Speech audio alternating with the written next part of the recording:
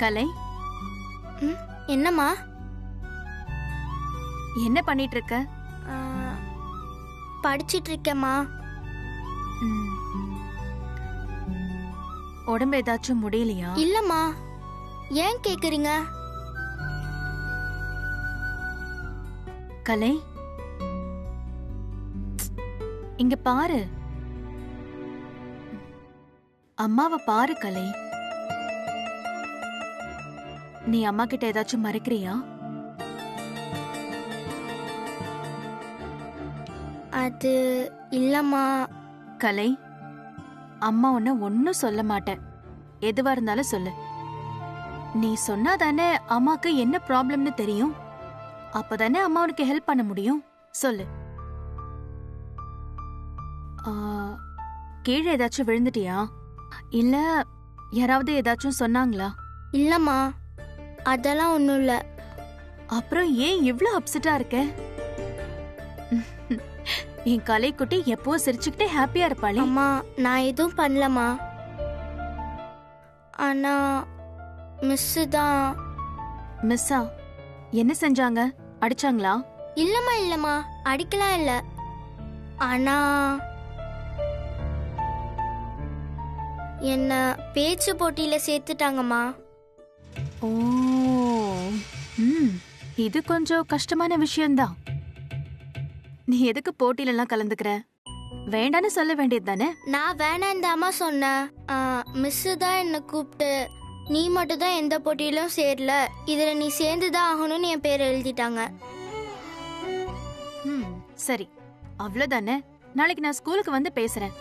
கலை பேரை எந்த போட்டியிலயும் சேர்த்துக்காதீங்கன்னு சொல்லிடுறேன். ஓகேயா? அம்மா. என்னம்மா? இல்லம்மா, என்னால போட்டியில பேச முடியாதா? கலை, யார் சொன்னது அப்படி? அதெல்லாம் ஒண்ணும் இல்ல. உன்னாலையும் பேச முடியும். அப்ப ஏன் என்ன அந்த போட்டியில சேரக்கூடாதுன்னு சொன்னீங்க? என்னால பேச முடியாதுன்னு தானே நீங்க நினைக்கிறீங்க? இல்ல கலை, நிச்சயமா நான் அப்படி நினைக்கவே இல்லை. நான் வேண்டான்னு சொன்னது வேற ஒரு காரணத்துக்காக. போட்டியில கலந்துக்கணும்னா முழு எஃபர்ட் போட்டு அதுக்கு முதல்ல நாம தயாராகணும். அப்படி தயாரானாலும் எப்பவுமே நாம தான் ஜெயிப்போன்னு சொல்ல முடியாது. ஆமாமா, தோத்து கூட போவோம் முதல் தடவை. ஆனா நம்ம ஜெயிக்கிறோமோ தோக்குறோமோ அது முக்கியம் இல்ல. நம்ம போட்டியில தைரியமா கலந்துக்கிட்டோம், அதுக்காக ஹார்ட் ஒர்க் பண்ணோம், அதுதான் முக்கியம். புரியுதுமா. 2 வருஷத்துக்கு முன்னாடி ஸ்கூல்ல ரன்னிங் ரேஸ்ல சேர்ந்து நீ ஓடுன, 4வதா வந்த. முதல் 3 பேருக்கு தான் பரிசு கொடுத்தாங்க. ஜெயிக்கலன்னு நீ ரொம்ப அழுது 3 நாளா காய்ச்சல்ல கிடந்து வீசிங் எல்லாம் வந்து உன்னை ஹாஸ்பிட்டல்ல வச்சிருந்தோம். அப்படியாமா? ஆமா கலை, உனக்கு மறந்து போச்சா? அப்ப நீ இன்னும் சின்ன புள்ள தானே. கலந்துக்கிறது தான் முக்கியம்னு உனக்கு புரியும் போது உன்னை போட்டியில சேர சொல்லலான்னு நினைச்சுதான் நான் வேண்டான்னு சொன்னனே தவிர உன்னால பேச முடியாதுன்னு நான் நினைக்கவே இல்ல கலை. தேங்க்ஸ்மா. நான் போட்டியில சேரணும்னு சொன்னா நீங்க திட்ட மாட்டீங்களே? நிச்சயமா மாட்டேன். ஆனா பிரைஸ் கிடைக்கலனா நீ அழக்கூடாது. அத மட்டும் நல்லா யோசிச்சு சொல்லு. சரிம்மா. சரி, படி.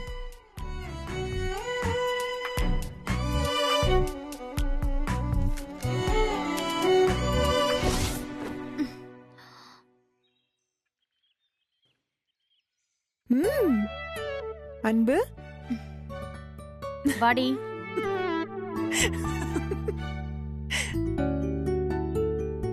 எதுக்கடி இப்ப சம்பந்தமே இல்லாம சிரிக்கிற?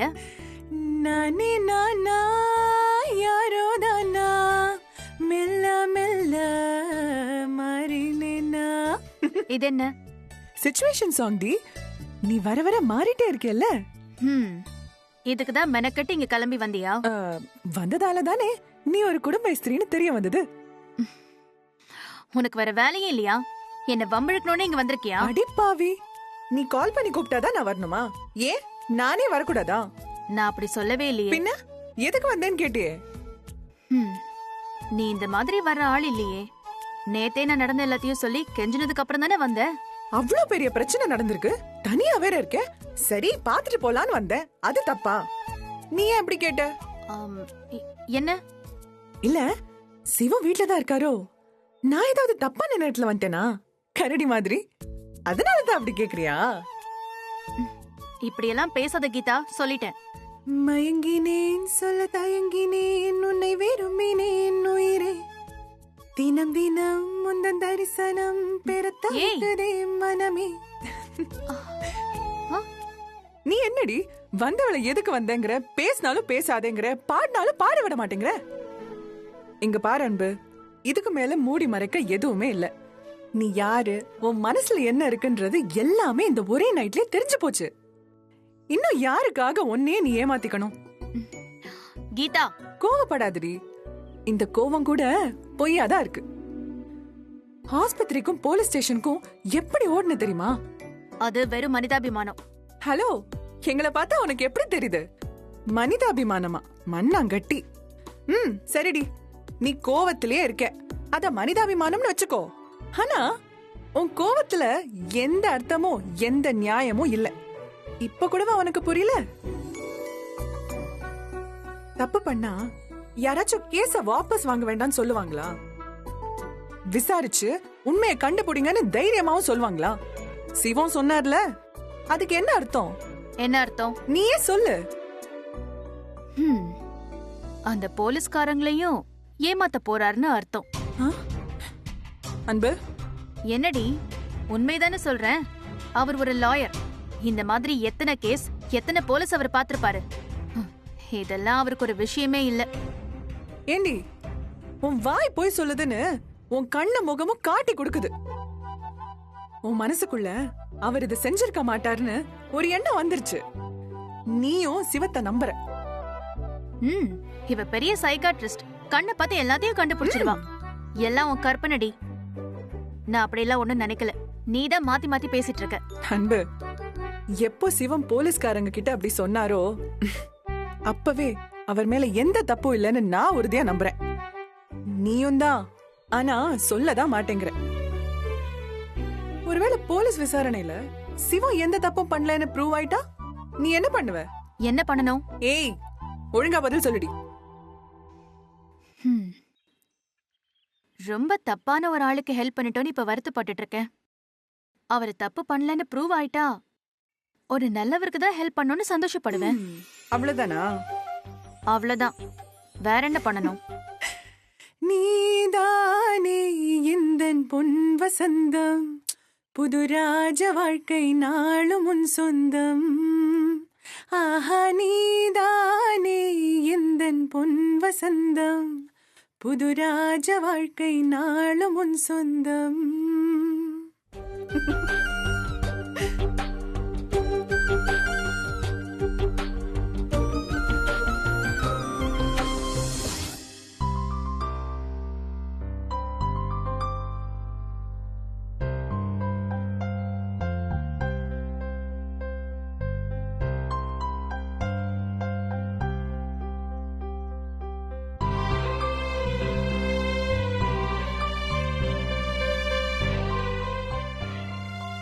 கலை.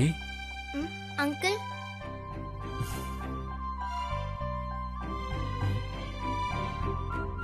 என்ன அம்மா வராங்களான்னு பாக்குறியா? அம்மா திட்டுவாங்கல்ல. இப்பதான் அம்மா இனிய கிட்ட பேசுறாங்கல்ல. பேசுறாங்க. அப்போ நாம பேசினாலும் ஒன்னும் சொல்ல மாட்டாங்க. நிஜமாவா? நிஜமா. சரி சொல்லு, நீ எதுக்கு இப்படி சேடா வந்து உட்கார்ந்திருக்க? அதுதான். ஏன் சொல்லு. என்ன உனக்கு பிடிக்கும்ல? பிடிக்கும். நீ நானும் ஃப்ரெண்ட்ஸ் தானே? ஃப்ரெண்ட்ஸ் தான். அப்போ எதையும் மறைக்காம ஷேர் பண்ணும்ல? ஷேர் பண்ணணும். பண்ணு. சரி, நான் சொல்றேன். சொல்லு. என் மிஸ் என்ன ரொம்ப கம்பல் பண்ணி என்ன பேச்சு போட்டியில சேர்த்துட்டாங்க. இது சூப்பர் விஷயமாச்சே. இதுக்கு அப்படி ஃபீல் பண்ணி உட்காந்துட்டு இருக்க? கை கொடு, கை கொடு, கை கொடு. Very good. என்ன பாக்குற? போட்டியில ஜெயிச்சாதானே கை கொடுப்பாங்க. நீங்க ஏன் இப்பவே கை கொடுக்கறீங்க? யார் சொன்னது? ஹாக்கி, கபடி, கிரிக்கெட் மேட்ச்ல எல்லாம் நீ பார்த்தது இல்லையா? அதுல மேட்ச் ஆரம்பிக்கிறதுக்கு முன்னாடி பிளேயர்ஸ் எல்லாம் வரிசையா நிப்பாங்க. பெரிய லீடர்ஸ் எல்லாம் அவங்களுக்கு கை கொடுப்பாங்க. அப்படியா? அப்புறம் பிளேயர்ஸும் ஒருத்தருக்கு ஒருத்தர் கை கொடுத்துப்பாங்க. இந்த உலகத்துல இத்தனை பேர் இருக்கும்போது அவங்க மட்டும் தைரியமா போட்டிக்கு போறாங்கல்ல, அதுவே ஒரு பெரிய விஷயம் தானே. அதே மாதிரி உன் கிளாஸ்ல உன் ஸ்கூல்ல எத்தனை பேர் இருப்பாங்க. ஆனா மிஸ் ஒன்னு தானே செலக்ட் பண்ணிருக்காங்க. அப்போ ஸ்கூல்ல நீ குட் கேர்ளா இருந்திருக்க, உன்னால பேச முடியும்னு மிஸ் புரிஞ்சிருக்காங்க. ஆனா காம்படிஷன்ல சேர அம்மா நீ யோசிச்சுக்கோன்னு சொல்றாங்க. அம்மாவா? ஏன் அப்படி சொன்னாங்க? ஏன்னா சின்ன வயசுல நான் போட்டியில தோத்து போய் அழுது காய்ச்சல் வந்துருச்சான், அதனாலதான். ஆனா நீதான் இப்போ பெரிய பொண்ணாயிட்டியே. தோக்கறது ஜெயிக்கிறத விட பார்ட்டிசிபேட் பண்றது தான் முக்கியம்னு உனக்கு தெரியுமே. தெரியும்ல? என்ன? ஆனா எனக்கு இங்கிலீஷ்லயே பேச வராதே. நான் எப்படி ஸ்டேஜ்ல நின்னு பேச முடியும்? எல்லாரும் என்ன பார்த்து சிரிப்பாங்க, எனக்கு அழுகையா வரும். அதனாலதான் அம்மா அப்படி சொல்றாங்க.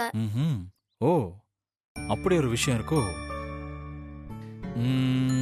என்ன பண்ணலாம்? அதுக்கு ஒரு ஐடியா இருக்கு. என்ன ஐடியா? அது நான் ஒரு சூப்பர் டாபிக்ல உனக்கு பேச்சு போட்டிக்கு எழுதி தரேன். நானே உனக்கு பிராக்டிஸ் கொடுக்கறேன். ஸ்கூல்ல போய் பேசி பிரைஸ் வாங்கிட்டு வந்துரு. ஐடியா நல்லாதான் இருக்கு. ஆனா அம்மாக்கு தெரிஞ்சிருச்சுன்னா திட்டுவாங்களே. காம்படிஷன்ல எதுக்கு சேர்ந்தேன்னு கேட்டா? ஓ, அப்படி கேட்பாங்களோ? அப்ப சரி, இந்த டீலிங்க நம்ம 2 பேருக்குள்ளேயே வச்சுக்கலாம். யாருக்கிட்டையும் சொல்ல வேணாம். நான் யாருக்கும் தெரியாம உனக்கு பிராக்டிஸ் கொடுக்கறேன். அதெல்லாம் சரி, உங்களால முடியுமா?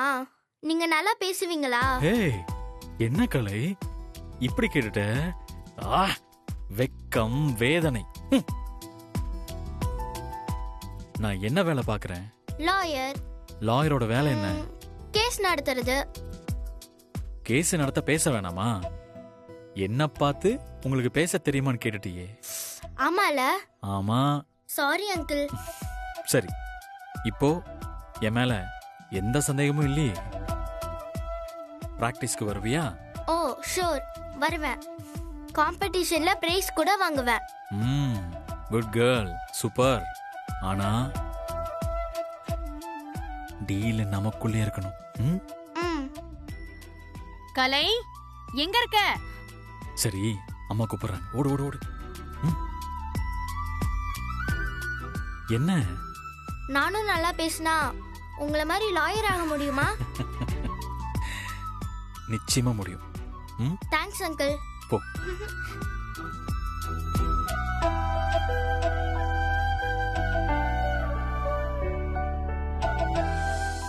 அரசி, பாஸ்கர், ராஜசேகர், கீதா. இந்த பக்கம் மலர், ராஜரத்னம், லக்ஷ்மி, சபாபதி, சிவம். யோ, இதுல யார பார்த்தாலும் குழலிய கடத்துன மாதிரியே இருக்கியா? ஆமா சார். யோ, மாசம் மாசம் சொல்லையா சம்பளம் வாங்குறீங்கல்ல, கொஞ்சம் யோசிங்கய்யா. இதுல யார் குழலிய கடத்திருப்பா? வேற யார் சார்? அந்த சிவம் தான் கடத்திருப்பான். எனக்கு அவன் மேலதான் சந்தேகமா இருக்கு. அவனுக்கு அந்த அன்புவை தான் ரொம்ப பிடிக்கும். அவளை கல்யாணம் பண்ணிக்கிட்டான், பெத்த பொண்ணையும் காப்பாத்திக்கிட்டான். சாமர்த்தியமா ஒரே கல்லுல 2 மாங்காய் அடிச்சிருக்கான். அவனை சும்மா விடக்கூடாதியா? அவனை அன்னைக்கே லாடம் கட்டியிருந்தா உண்மையை கக்கிருப்பான் சார். அவசரப்பட்டு அவன் மேல கை வச்சிருந்தா நமக்கு தான் ஆபத்து. நிதானமா தான் காய நகர்த்தணும். கடத்தினவங்களும் அந்த பொண்ணுகிட்ட மாப்பிள்ள தான் கடத்த சொன்னான்னு சொல்லியிருக்காங்க. அதனால சிவம் தான் சஸ்பெக்ட். ஆனா இந்த கல்யாணம் நின்னு போனா நேரடியா இதனால லாபம் அரசிக்கு தான்.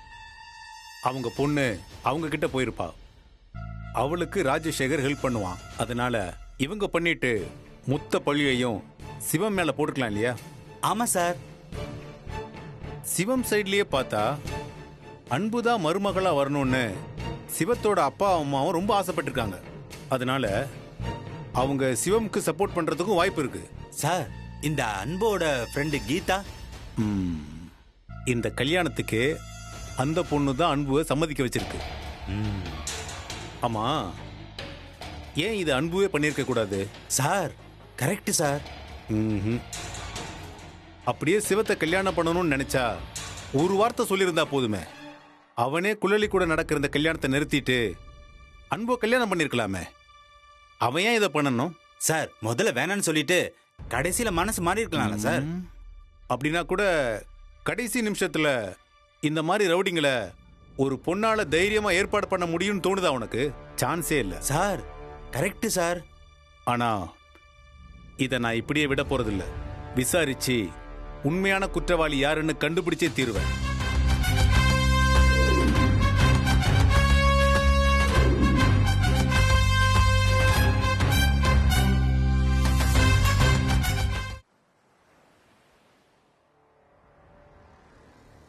யோ ஜஸ்டிஸ், அந்த கேஸை நல்லா டீட்டெயிலா. சிவா, உன் எனிமி அரசி நிக்குதுப்பா. நிக்கட்டும், அதுக்கு என்ன? ஒரு இன்ஃபர்மேஷனுக்கு. யோ வாயா. நம்ம ஃபர்ஸ்டே சொன்ன மாதிரி அந்த சிஆர்பிசி கோட்ல இது எப்படியா இருந்தாலும் நெல்லு.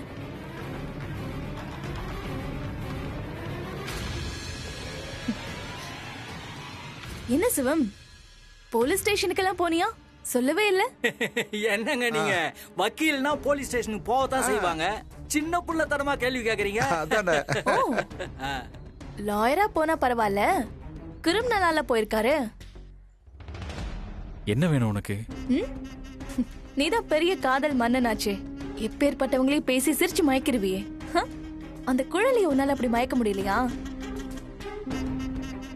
அந்த குழலி எல்லாம் பேசி சிரிச்சு மயக்கிட்டான். ஆனா அந்த குழலியோட பாட்டியை தான் சிரிச்சு மயக்க முடியல. ஆமா இல்ல? எவ்வளோ பெரிய கேடி நீ. ஒருத்திய கடத்தி நீ ஆசைப்பட்ட பொண்ண கல்யாணம் பண்ணி அவளை கோர்ட்டுக்கும் கூட்டிட்டு வந்து இவ தான் என் பொண்டாட்டின்னு ப்ரூவும் பண்ணிட்ட. ஆனா மேல ஒருத்தர் இருக்கானே, அவன் உன்னை சும்மா விடுவானா?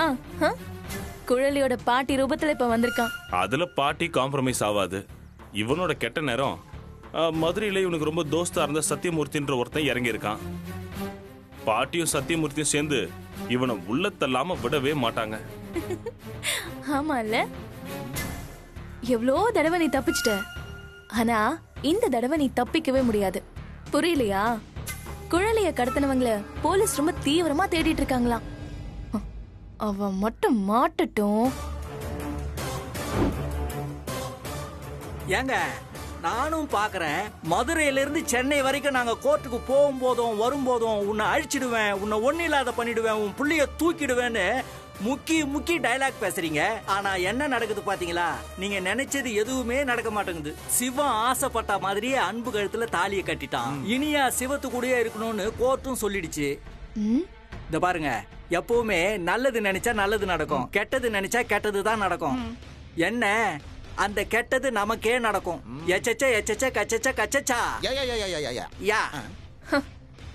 இப்ப இனியா இவர் கூட வந்துட்டாருங்கிற திமிர்ல தானே பேசிட்டு இருக்கீங்க. இந்த கேஸ்ல மட்டும் நீ அக்யூஸ்ட்னு ப்ரூவ் ஆயிடுச்சுன்னு வை. அன்பு உனக்கு டாட்டா சொல்லிட்டு போயிடுவா. அப்புறம் இனியா ஆட்டோமேட்டிக்கா ஏன் கூட வந்துருவா. அதனால இனியாவோட திங்ஸ் எல்லாம் நீ இப்பவே பேக் பண்ணி வை. நாங்க வந்து அவளை கூட்டிட்டு போறோம். பாரா. ஐயோ, இந்த டயலாக நான் பேசணும், நீ பேசிட்டு இருக்க. இனியாவை என்கிட்ட இருந்து பிரிச்சிருவேன்னு சொல்லிட்டு இருக்க. இப்ப சொல்றேன், நீ சொல்ற மாதிரியே நானும் கடவுள்கிட்ட வேண்டிக்கிட்டு தான் இருக்கேன். அந்த இன்ஸ்பெக்டர் உண்மையாவே யாரு கடத்தினதுன்னு கண்டுபிடிக்க போறான். அப்பா அவன் கையை காட்ட போறது என்ன இல்லை, உன்னை.